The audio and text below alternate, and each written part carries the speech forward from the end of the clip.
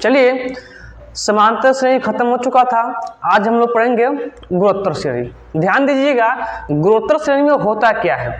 जैसे हम बताए थे समांतर का अर्थ क्या होता था, हमने बताया कि समांतर श्रेणी में समांतर का अर्थ क्या होता था, सम प्लस अंतर, यानी कि समान अंतर होता था। जैसे मैं बात करूं 2, 4, 6, 8, 10 का, तो आप लोग क्या देखते थे, +2 और +2 देखते थे, यानी कि सम में 2 करके ऐड किया होता था। क्लियर। अब गुणोत्तर श्रेणी में होता है गुणा प्लस अंतर। जैसे यहाँ प्लस का अंतर होता है ना, वैसे इसमें गुणा का अंतर होता है। जैसे मैं बात करूं, पहला ले लूं मैं 2, 4, 8, 16। तो यहाँ देखिए 2 दूना 4, देख रहे हैं, 2 दूना 4, 4 दूना 8 और 8 दूना 16। जिस प्रकार यहाँ प्लस का अंतर था, जिस प्रकार यहाँ प्लस का अंतर था, उसी प्रकार यहाँ गुणा का अंतर होगा। यदि प्लस का अंतर हो जाएगा तो कह देंगे क्या, समांतर। लेकिन जब गुणा का अंतर हो जाएगा तो कह देंगे गुणोत्तर।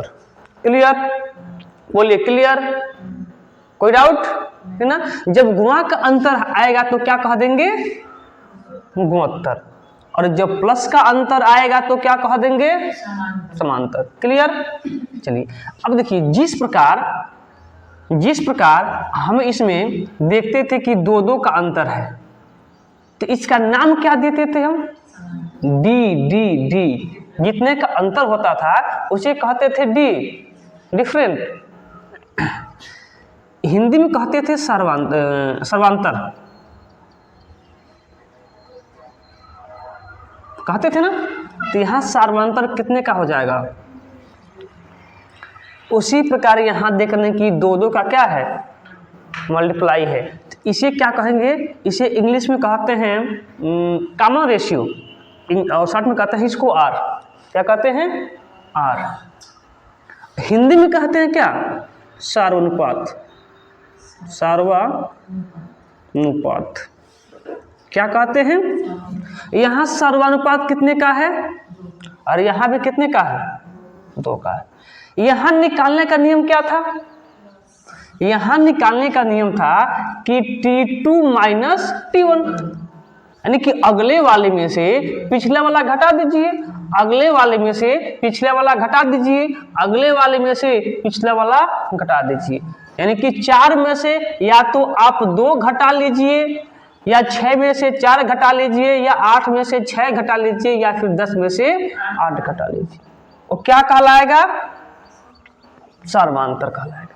क्लियर। यहाँ नियम क्या होता है कि अगले वाले, फार्मूला पर नोट कर लीजिएगा, होता है T2 अपॉन T1। यहाँ प्लस का था तो घटाते थे, यहाँ गुणा का है तो भाग करेंगे। समझ रहे हैं ना, प्लस का था तो घटाएंगे, माइनस का भी होता तो घटाते ही। यहाँ भी वही काम, गुणा का है भी तो भाग, और भाग का भी होगा तो भाग होगा ही। T2 अपॉन T1, अर्थात क्या, अगले वाले में पिछले वाले से क्या कर दीजिए, भाग कर दीजिए। देखिए 2 दूना 4, सर्वानुपात कितना आ गया, 2। 8 होगा, जब 8 लेंगे तो भाग किससे होगा, इससे पिछले वाले से, 4 से। कितना हो जाएगा, 2। सर्वांतर और सर्वानुपात में अंतर समझ में आ गया, क्या हुआ।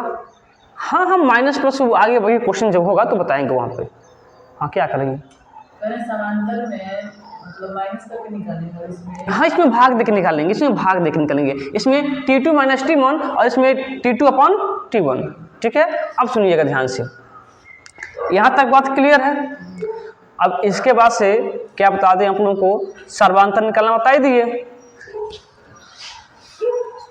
इसको साफ कर लेते हैं और एक क्वेश्चन ले लेते हैं, मुझे बता देंगे कि इसका सर्वांतर क्या होगा। जैसे हमने लिया 5, 10, 20, 40, ऐसे से जा रहा है। पहले मुझे ये बता दीजिए कि 21 श्रेणी का है, समांतर श्रेणी है या फिर गुणोत्तर श्रेणी है। समांतर श्रेणी है ना? नहीं, कौन श्रेणी है? कौन सी श्रेणी है? गुणोत्तर श्रेणी है। हम देख पा रहे हैं कि अंतर सेम नहीं यहाँ पे है। यदि अंतर सेम होता तो कह देते समांतर श्रेणी का है। सर्वांतर हमने पूछा, किसका सर्वांतर क्या होगा? सॉरी, सर्वानुपात। सर्वानुपात क्या हो रहा है? 2। क्या करेंगे आप कि 10 से आप 5 में भाग दे दीजिए, सॉरी 10 को 5 से भाग दे दीजिए, कितना हो जाएगा? 2 हो जाएगा। या फिर 20 को इसके आगे पीछे आने वाली संख्या को कितना हो जाएगा?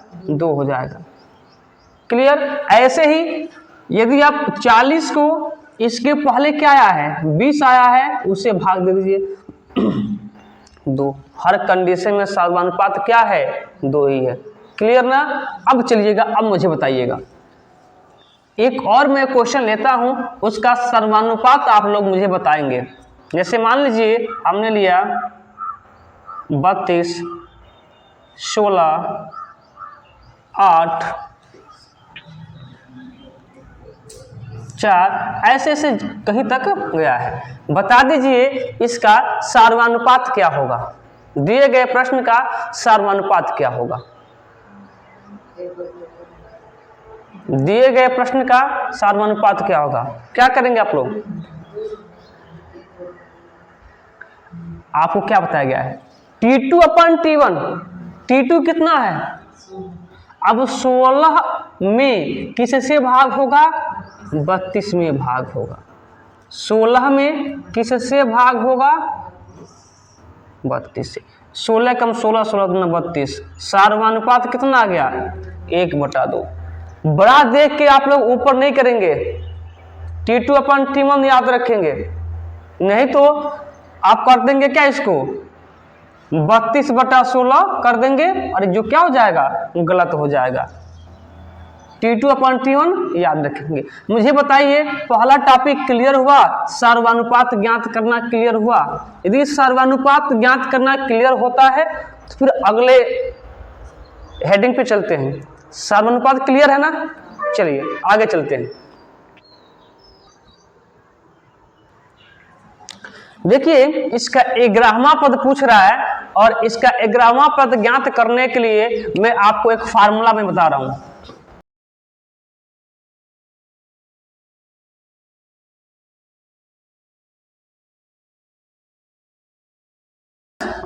यही क्या होता है? फार्मूला होता है गुणोत्तर श्रेणी का कि Tn इज इक्वल टू क्या? AR कोष्टक में n-1, जहां Tn क्या है?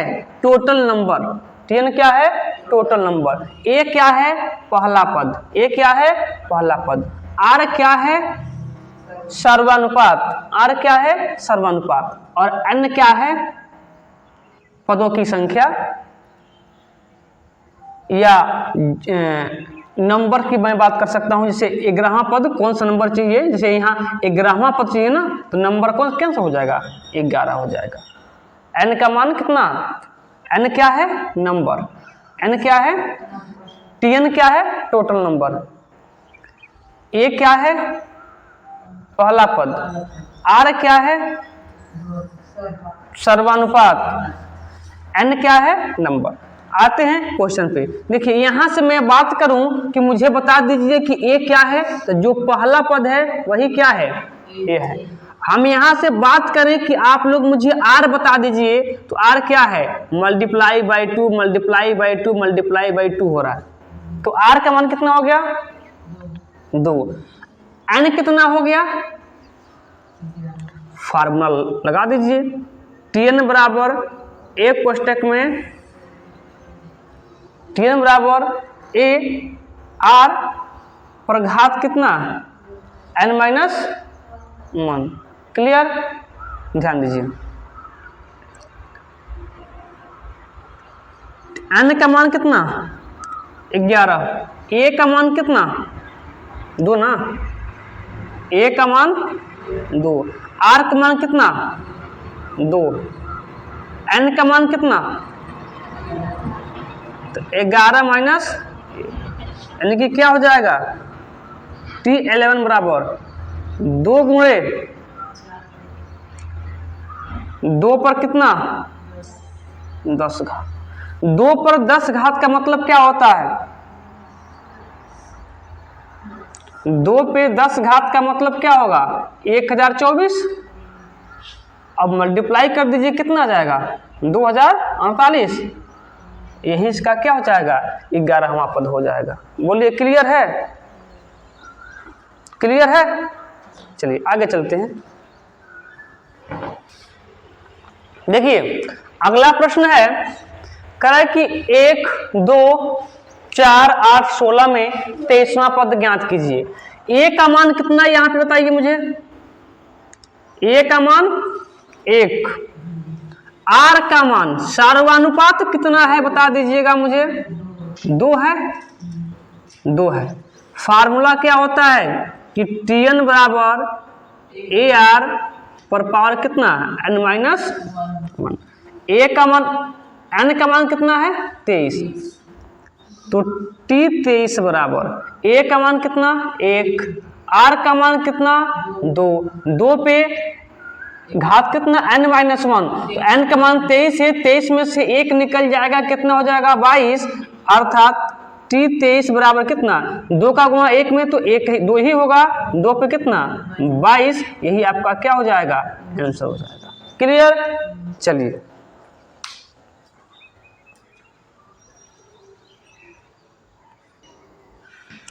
चलिए पदों की संख्या ज्ञात करते हैं।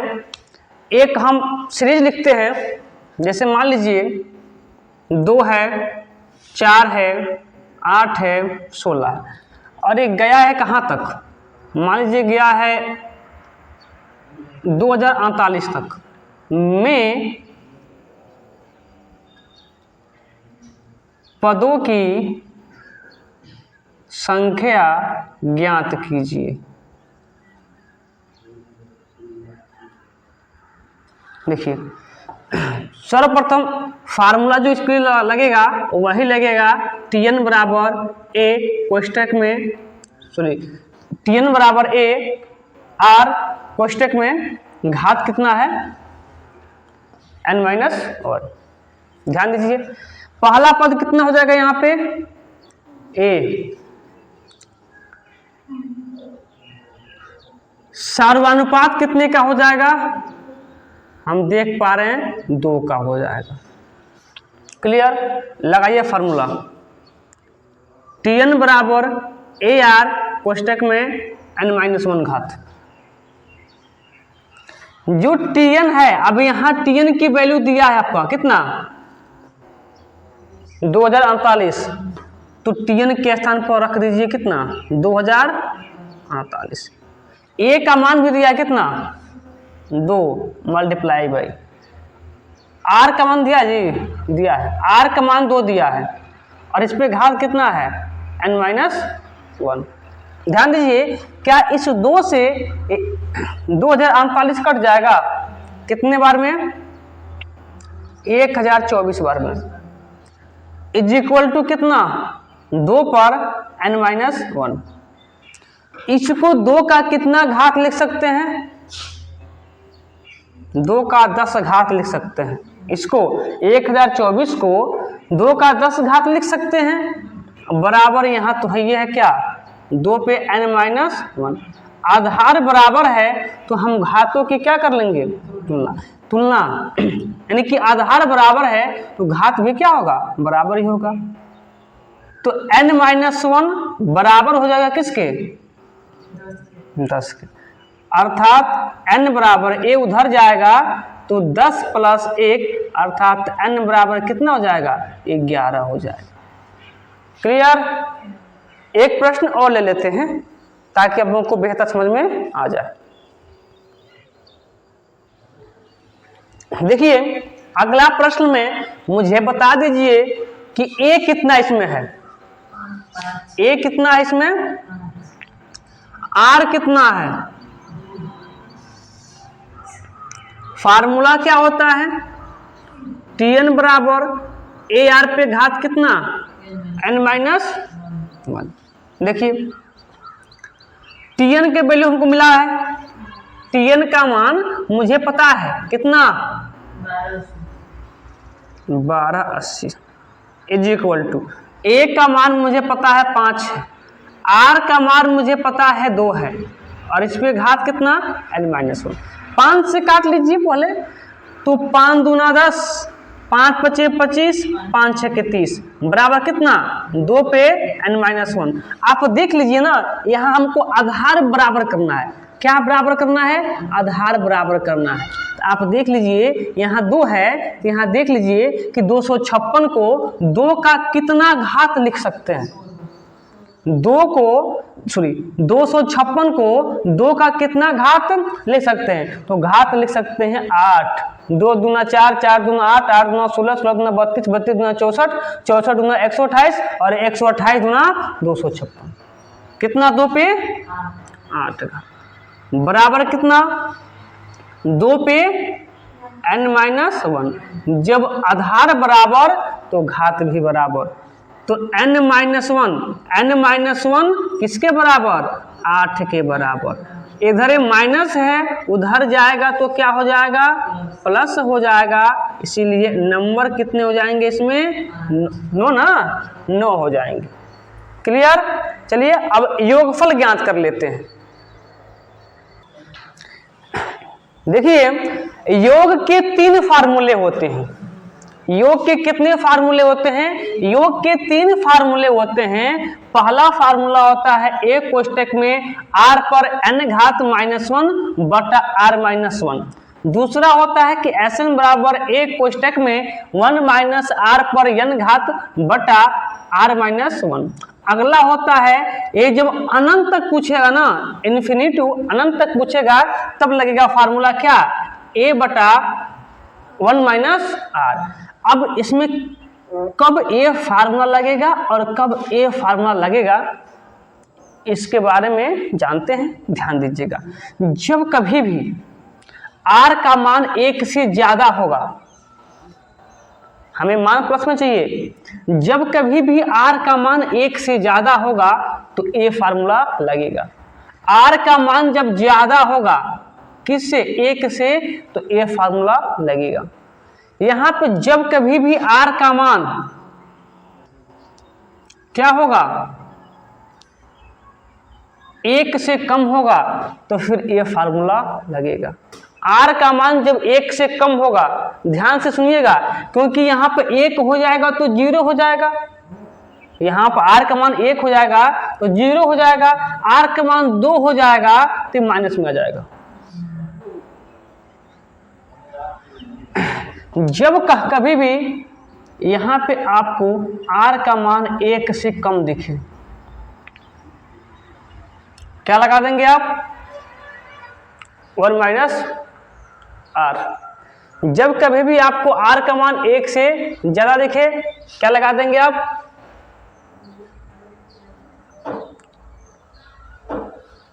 r माइनस 1 वाला फार्मूला। आइए क्वेश्चन देखते हैं। जैसे मान लीजिए यही प्रश्न था कि 2 4 6 नहीं 8 ना, 8 डॉट डॉट डॉट डॉट कर रहा है S10। S मतलब होता है सम, S मतलब क्या होता है, सम। पूछ रहा है कि 10 पदों का योगफल ज्ञात कीजिए। S10 मतलब क्या, योगफल ज्ञात कीजिए कहाँ तक, 10वें पद तक, 10वें पद तक। तो मुझे पहले ये बताइए कि 2 क्या है, A है, 2 क्या है, A है। R कितना है देखिए, अब मुझे एक बात बता दीजिए, R का मान 1 से ज्यादा है कि 1 से कम है, 1 से ज्यादा है तो कौन फार्मूला, ये वाला लगेगा ना। तो लगाइए फार्मूला, Sn बराबर a कोष्टक में r पर n घात -1 बटा r माइनस 1। Sn n का मान कितना है, 10 है, a का मान कितना है तो 2 है, r का मान कितना है तो a भी 2 है। लेकिन n का मान कितना है 10 है। दिख रहा है जी, r का मान 2, n का मान 10, -1। देखिए घात का माइनस नहीं है, आधार का माइनस है। वहां पे जब नंबर ज्ञात कर रहे थे तो घात का माइनस होता था, यहाँ पे आधार का माइनस होता है। बटा क्या r-1, r का मान कितना 10 -1। यहां से क्या निकल के आया कि यहाँ 2 पर 10 घात का मतलब कितना होता है, कितना होता है 1024, और माइनस का कितना 1, बटा में कितना 9, बटा में कितना 9। क्लियर, क्लियर है, 2 है, आर का मान 2 यहाँ पे। ठीक है, तो फिर यहाँ क्या हो जाएगा 1 हो जाएगा। आगे देखिए, यहाँ पे 2 कोष्टक में 1024 में से 1 निकल जाएगा, कितना बच जाएगा 1023। मल्टीप्लाई कर दीजिए, कितना हो जाएगा 2046। यही 2046 क्या हो जाएगा आपका आंसर हो जाएगा। क्लियर, चलिए अगले प्रश्न पे देखिए। अगला प्रश्न कह रहा है कि 64, 32, 16, 8 में 6 पदों का योगफल। S6 मतलब क्या होता है कि 6 पदों का योगफल ज्ञात करना है। ध्यान दीजिएगा, यहां से a का मान क्या निकल के आ रहा है 64, r का मान 2। r का मान निकालने के लिए हमने बताया कि T2/T1। T2 कितना है 32 और T1 कितना है 64। कितना आ गया 32 गुना 64, 1/2 आया। r का मान कितना 1/2, r का मान कितना 1/2, 1/2। मुझे बताइए कि 1/2 1 से ज्यादा है कि कम है? 1/2 1 से ज्यादा है कि कम है? कम है, तो कौन फार्मूला दूसरा वाला। क्लियर, कौन फार्मूला दूसरा वाला 1 - r वाला। ध्यान दीजिए, इसको थोड़ा सही कर लीजिएगा, 1 - r होता है। देखिए फार्मूला क्या हो जाएगा, Sn बराबर a 1 - r/n बटा क्या 1 - r। a का मान कितना है 64 और n का मान कितना है 6। a का मान कितना 64, 1 - r का मान कितना है 1/2, 1/2। इस पे घात कितना, n का मान 6 ना, 6 घात बटा कितना 1 - r। r कितना है 1/2। अब आ जाइए यहाँ पे देख लीजिए, 64 यहाँ 1 - 1 पर 6 घात क्या होगा 1 ही होगा, और 2 पर भी 6 घात।